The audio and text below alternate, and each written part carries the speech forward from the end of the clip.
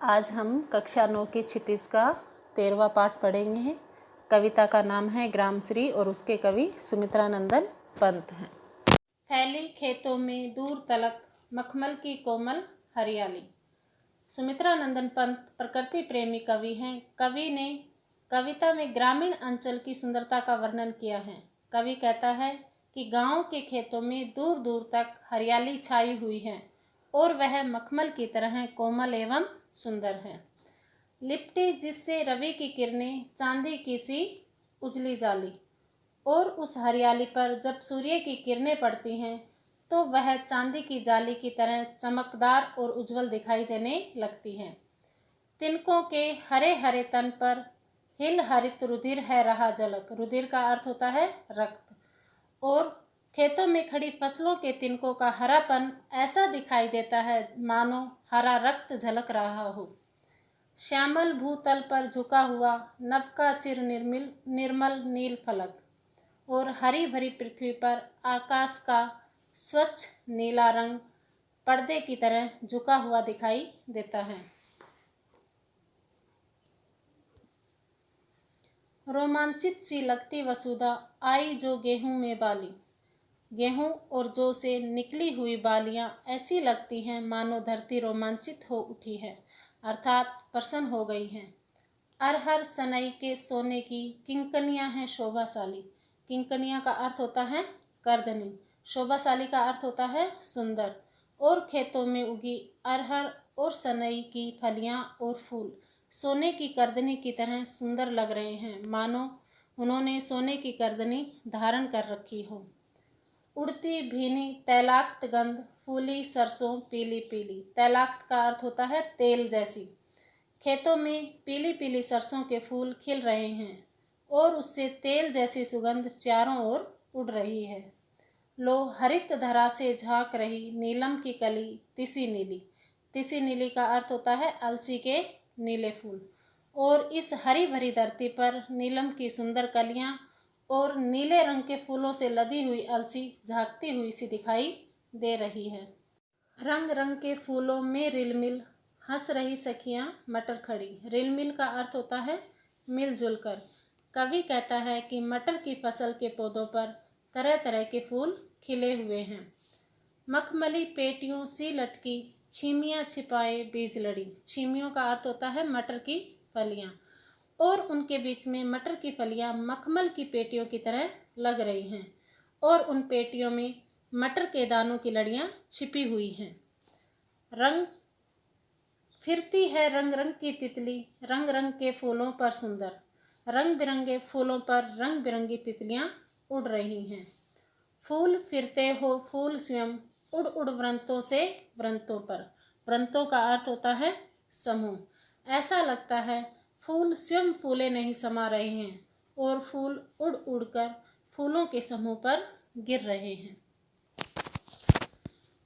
अब रजत स्वर्ण मंजरियों से लद गई आम्र तरु की डाली। रजत का अर्थ होता है चांदी जैसी, स्वर्ण मीन्स सुनहरी, मंजरियों का अर्थ होता है बोर, आम्र मीन्स आम, तरु मीन्स वृक्ष या पेड़।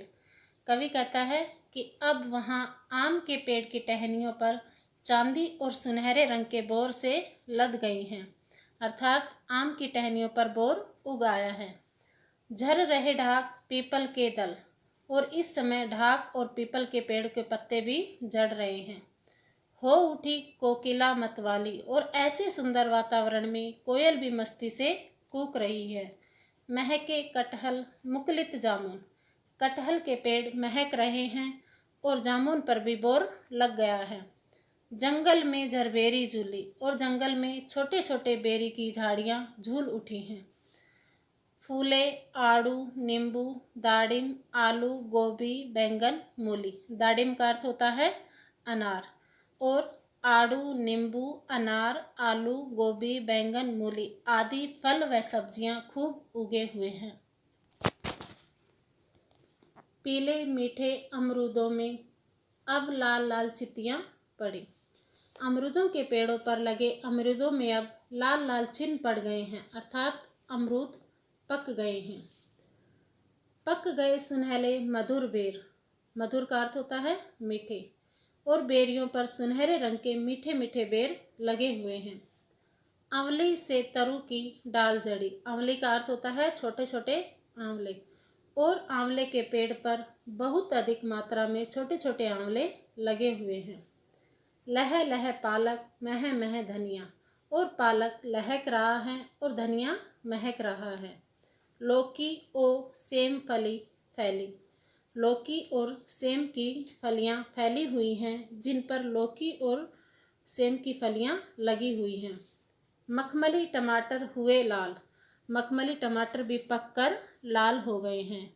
मिर्चों की बड़ी हरी थैली, और मिर्चों के पौधों पर बड़ी बड़ी हरी मिर्चें लगी हुई हैं। बालू के सांपों से अंकित गंगा की सतरंगी रेती। सतरंगी रेती का अर्थ होता है कि रेत के कणों की जो चमक होती है वो 7 रंगों वाली होती है। इसमें कवि ने गंगा के तट की सुंदरता का वर्णन किया है। कवि कहता है कि गंगा के किनारे सतरंगी रेत पर हवा के कारण जो लहरें बनती हैं वो सांपों के समान लगती हैं। सुंदर लगती सरपत छाई, और गंगा के तट पर, सरपत का अर्थ होता है घास, और गंगा के तट पर जो उगी हुई घास है वो सुंदर दिखाई देती है। तट पर तरबूजों की खेती, और गंगा के तट पर किसान खरबूजों की खेती करते हैं। अंगुली की कंगी से बगुले कलंगी संवारते हैं कोई, और बगुले अपने पाँव के पंजों से अपने सिर की कलंगी को संवारते हुए बहुत सुंदर लगते हैं। तिरते जल में सुरखाब। सुरखाब का अर्थ होता है चक्रवाक पक्षी, और चक्रवाक पक्षी गंगा के पानी में तैर रहे हैं। पुलिन पर मगरोठी रहती सोई। पुलिन का अर्थ होता है किनारा, और गंगा के किनारे मगरोठी सोई रहती हैं। हसमुख हरियाली हिम आतप सुख से अलसाए से सोई। हिम आतप का अर्थ होता है सर्दी की धूप। कवि कहता है कि वहाँ की हसमुख हरियाली सर्दी की धूप से अलसाई हुई लग रही है। भीगी अंधियाली में निशी की। निशी का अर्थ होता है रात, और रात के अंधेरे में वही हरियाली भीगी हुई सी दिखाई देती है। तारक सपनों में से खोए। तारक का अर्थ होता है तारे, और तारे सपनों में खोए हुए से लगते हैं। मरकत डिब्बे सा खुला ग्राम। मरकत का अर्थ होता है पन्ना नामक एक रतन, और सर्दी की ऋतु में चमकती हुई धूप में गांव पन्ना नामक रतन का खुला हुआ डिब्बा सा दिखाई देता है, जिस पर नीलम नभ आच्छादन, और उस पर नीले रंग का जो आकाश है वो छाया हुआ है। निरुपम हिमांत में स्निग्ध शांत। निरुपम का अर्थ होता है उपमा रहित, हेमांत का अर्थ होता है शब्द सर्दी के अंत में, स्निग्ध का अर्थ होता है कोमल, निज शोभा से हरता जनमन, और सर्दी के अंत में सुंदर शांत और अनुपम गांव अपनी सुंदरता से सबके मन को आकर्षित कर रहा है। धन्यवाद।